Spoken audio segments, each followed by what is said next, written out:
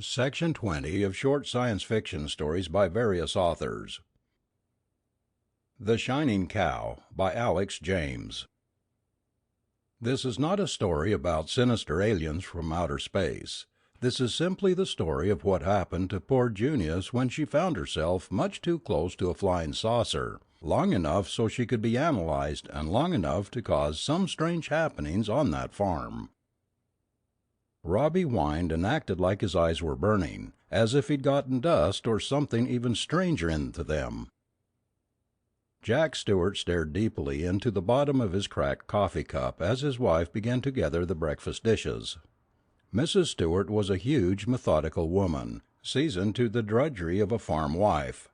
Quite methodically she'd arise every morning at 4 a.m., with her husband, and each would do their respective chores until long after the sun had set on their 40-acre farm. "You've just got to find Junius today, Zach." Mrs. Stewart spoke worriedly. "Lord only knows her condition, not being milked since yesterday." "Yeah, I know, Ma," Zach said wearily as he rose from the table. "I'll search for her again in the North Woods, but if she ain't there this time, I give up." A dog suddenly howled outside. There was a brief instant when neither moved. Then Zach suddenly exclaimed, "It's Robbie!" and dashed outside. In the light from the open doorway Zach saw the dog creeping along on his haunches, howling and whining, and scratching frantically at his tear-streaming eyes. "Skunk finally got you, eh, boy?" Zach spoke sympathetically as the dog, fawning, came closer. "Stay away, Robbie, stay away now," he ordered the dog. Robbie whined and scratched again, furiously. Zach sniffed cautiously, expecting any moment the pungent smell of skunk fluid to hit his nostrils. He sensed nothing but the clean, fresh smell of the morning air, so he leaned closer. Within a foot of Robbie he sniffed again. Nothing. He realized it wasn't a skunk that caused Robbie's eyes to burn. He knelt down and took the dog's head tenderly in his rough, calloused hands and examined his eyes. They were bloodshot and watery. He took some water from the well and dashed it into the dog's eyes as Robbie struggled. "Hold still, boy, I'm trying to help you," Zach soothed. He took out a blue work bandana and wiped tenderly around Robbie's eyes. "What did it, boy? How did it happen?" Zach asked. Robbie merely whined. "What's wrong with him?" Mrs. Stewart, broom in hand, asked from the doorway. "Don't rightly know." Zach patted the dog. "Acts like he's got something in his eyes." "Skunk?" "Nah." Zach shook his head. "He don't smell. Something else." "Cat?" "No scratches either. He acts like they're burning him, like he got dust or something in 'em." "Well, take him out to the barn, and you better get after Junius." "Yeah, Ma. Come on, Robbie." He led Robbie to the barn and made him lie on a bed of hay in one of the stalls, then returned to the kitchen for his lantern. He put on his thick denim jacket and work cap and turned to his wife. "If she ain't in the woods, I'll come back and get the truck and drive over to the Lemurs and see if he's seen her." He left the kitchen and shone the lantern around the farmyard to get his bearings, then headed for the north end of his farm. He could see the faint glimmer of dawn in the east, more pronounced in the northeast, and even more so due north. He rubbed his eyes. A much brighter glow outlined the tree tops in the north woods that made the dawn on the eastern horizon look like a dirty gray streak. His first thought was of fire, but there was no smoke, no flame. Zach walked dazedly toward the woods, his eyes glued to the light above the trees. Soon he was in the woods, and he could see the brightness extended down through the trees from the sky, on the other side of the woods. He approached cautiously as the light grew brighter, and came to the clearing where it was most intense. A thick bush obstructed his view, and Zach moved it aside, then uttered a hoarse gasp, as he clutched at his eyes. For a moment he felt he was dreaming. He squinted between the slits of his fingers. The glow was still piercing, but he could see the brightly lit Junius radiating blue-white light, nibbling at the sparse grass in the clearing. Zach stood transfixed, his eyes widening behind his fingers. He felt the tears and the burning sensation, and squinted tightly, turning his head from the unbelievable scene. Zach didn't remember his return to the farmhouse, or incoherently trying to explain to his wife the scene he had witnessed.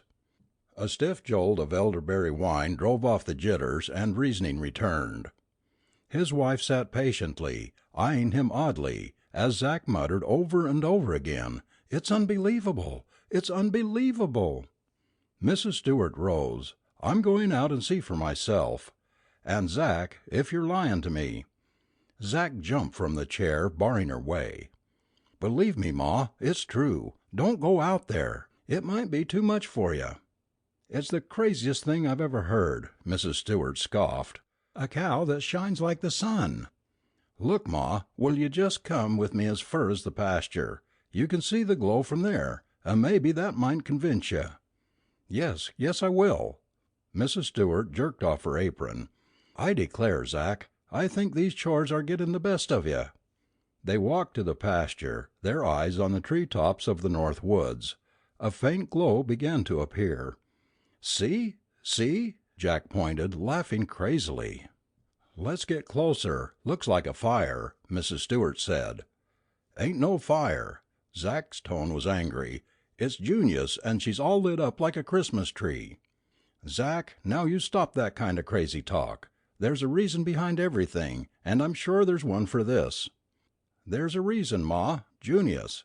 She got the whole clearing lit up like a noonday sun. Lord only knows how she got that way, but she's shining out there like a great big light bulb, only brighter." Mrs. Stewart quickened her pace toward the clearing. "I'm going to see for myself," she said determinedly, "and put an end to this foolish nonsense." "All right, Ma," Zach spoke resignedly, "if your mind's set. But I'm warning you better squint your eyes tight. She's too bright to look at. Poor Robbie must have got too good a look at her." Mrs. Stewart approached the clearing ahead of her husband, and moved the same bush aside that had obstructed her husband's view. Her gaze caught the brightly radiating figure of Junius, and Mrs. Stewart screamed, clasping her face with her hands. Zach had his head turned, but he groped for his wife, grasped her arm, and led her from the clearing. "It's too crazy to believe, Zach," she whispered in awe. "What are we going to do? What has happened to poor Junius?" "I don't know what happened to her," Zach answered, "but I know what I'm going to do about it. I'm going to call the university and get them scientist fellows down here."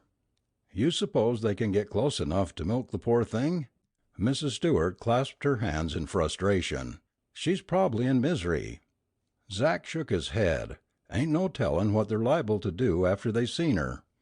Most likely they'll want to ship her to the university to examine her and see how she got that way." "Why don't we call the veterinarian?" Mrs. Stewart asked. "It might be some kind of new disease."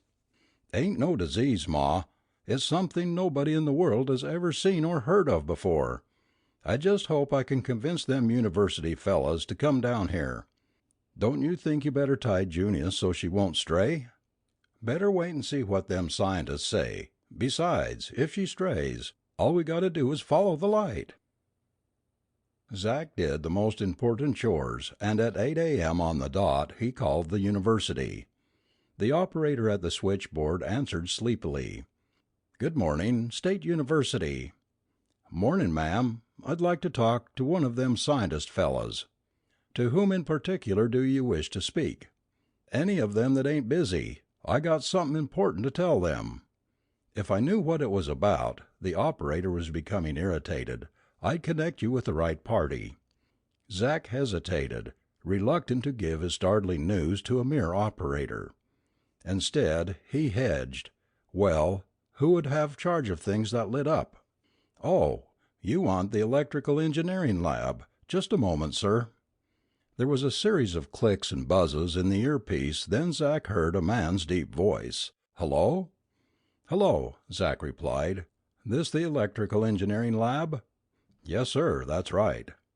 "Well, my name is Zach Stewart, and I own a 40-acre farm on the Canal Road, just outside of Smithville. I'm Professor Donnell. Can I help you?" "Yeah." Zach took a deep breath, then began. "My cow Junius was missing since yesterday morning, and this morning when I went out to search for her again, I found her." "Mr. Stewart," Professor Donnell's voice was impatient. "I'm a very busy man with a heavy class schedule. Why in the world would I care if you found your cow or not?" "You'd care if you knew how I found her." "All right, Mr. Stewart. How did you find your cow? With some new kind of radar?" "No, sir. I found her by following the bright light in the north wood, and when I got there, there was Junius lit up like a neon sign." "Mr. Stewart, are you drunk?" "I knew you wouldn't believe me. All I can say is, come see for—" Zach heard a sudden click, then an immediate buzzing. Professor Donnell had hung up. He had no sooner replaced the phone when there was a pounding on the door. He opened it and saw 6 state troopers and 4 important looking gentlemen in civilian dress. A trooper who looked as though he might be in charge spoke to Zach. "Sir, we don't want you or your wife to get panicky, but we have reason to believe that something strange is going on in your woods. These men are from the Atomic Research Laboratory at the university, and they are convinced that a flying saucer has landed out there." "It ain't no flying saucer," Zach spoke wearily. "It isn't?" one of the gentlemen asked, disappointed. "Then what is it?" "It's Junius, my cow." "Your what?" the state trooper exclaimed incredulously. "Are you nuts?" Angrily, Zach jerked his thumb in the direction of the north woods. "Just go out there and see for yourself, and then tell me I'm nuts." They hurriedly left the house, looking back skeptically at Zach. Zach and his wife stood in the doorway, watching them till they were out of sight in the woods. "You watch 'em come bustling back here in a minute, Ma." In a few moments they saw the men scrambling out of the woods, rushing madly for the house, holding their eyes. "Now I don't have to convince anybody," Zach smirked. By the time they reached the porch, they were all talking excitedly and rubbing their eyes. The state trooper in charge pulled Zach aside. "Mister," he said ominously, "what the hell happened to that cow?" "I don't know." Zach spoke with sarcasm. "Just the way I found her." The important looking civilian bustled past the patrolman and confronted Zach. "I'd like to use your phone." His hands moved nervously. "Where is it?" Zach showed him, and the man rushed to it and hastily dialed a number. "This is Professor Jonathan Sims, nuclear physicist at State University. Put me through immediately to the governor. It's very important." There was a slight pause as Sims drummed impatiently on the phone. "Hello? Hello, Governor. Professor Sims. I'd like a contingent of National Guardsmen around the farm of Zach Stewart on the old canal road. A most astounding thing has happened out here. For the welfare of the public, I urgently request this farm be placed under tight security check at once and the federal government notified immediately." "Hey now, wait a minute, mister," Zach protested.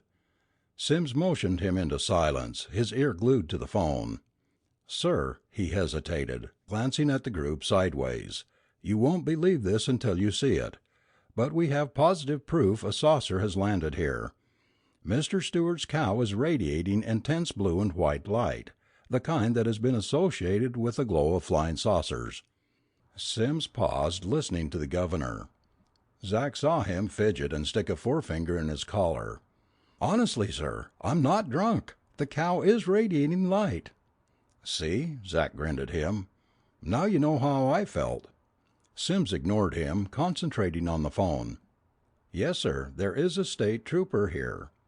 He turned to the one in charge. "He wants to speak to you." The trooper took the receiver. "Hello, Governor." "Sergeant Les Johnson of the Highway Patrol." Pause. "That's right, sir. There's a number of people here who can swear to it." "Yes, sir." This time the trooper fidgeted. "I seen it too." "Blue-white light." "Yes, sir." "No, sir, we are not having a drinking party. The light was reported by the pilot of Continental Airways early this morning, and we investigated." "Yes, sir." He held the receiver toward Sims. "He wants to talk to you again." The governor was finally convinced something indeed strange was happening at the Stewart place, but being a solid citizen and faithful servant of the people who elected him, he couldn't believe the fantastic story the professor and the trooper told him. He decided to see for himself and rang for his chauffeur after his telephone conversation with Professor Sims. Meanwhile, Mrs. Stewart turned to Sims. "Will you please tell us if Junius can be milked?" "I really don't know yet, Mrs. Stewart. I'll have to investigate the area for harmful radioactivity first. Then I'll have to check the cow herself. Pardon me." He turned to the phone again. Trying to keep his voice and emotion under control, Professor Sims called his laboratory at the university, and ordered among other technical equipment a Geiger counter, a gamma ray detector, a portable lead shield, body and temperature thermometers, a portable X-ray machine, and a dozen pairs of smoke glasses. The equipment arrived within the hour, and Professor Sims distributed it among his assistants with his instructions. It was understood that he alone would approach Junius, wearing his smoke glasses, and carrying the protective lead shield, to make the initial test. If his test proved that Junius could be safely approached, he would go back for the others. "You look like one of them flying saucer fellas yourself," Zach laughed, seeing Professor Sims donned in the lead shield and the dark glasses. Sims waved at the crowd in the farmyard and walked awkwardly toward the glow in the north wood, less pronounced now in the daylight. They watched until his retreating figure disappeared into the woods, and they were still watching the spot for what seemed a long time afterward. One of the assistants fidgeted and looked at his watch. "He's been in there 20 minutes. Wonder what he's doing." "I hope he's milking her," Mrs. Stewart said hopefully. Zach chuckled as a thought struck him. "What's so funny, Zach?" his wife asked. "Junius," Zach's chuckle bubbled into laughter, "will be the first cow to give radiated milk." Finally, after another 15 minutes, they saw Professor Sims emerge from the woods. As he came across the pasture they could see that his smoke glasses were propped above his eyebrows and he was concentrating on a small notebook in his hand, shaking his head from time to time.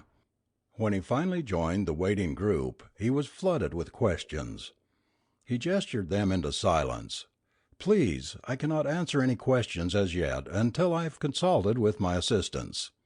Sergeant Johnson, will you please have your men guard the clearing while we hold a conference?"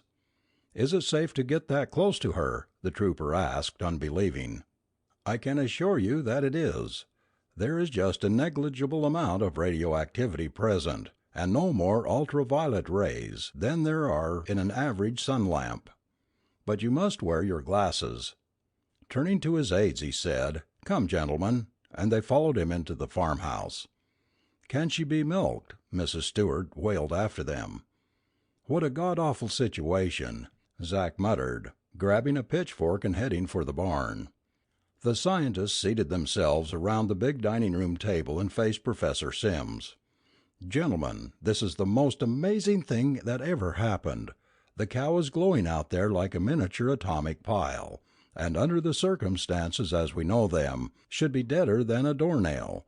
But there she stands, shining like the morning sun, chewing her cud and just mooing away as if nothing happened." "What is your theory, Professor?" one of the assistants asked. "I have one, but it's utterly fantastic," Sims answered. "So is that cow out there." "Let's hear it." "Do you remember how much more frequent saucer sightings were reported in this area alone?" Sims asked. All the assistants nodded their heads. "Well," Sims went on, "I am of the opinion that a saucer actually landed out there and they came across the cow by accident. They either shot her with some sort of radium ray gun or some luminous substance unknown to us." "Why didn't Junius die?" one of the assistants asked. Sims shook his head. "They wished to examine her.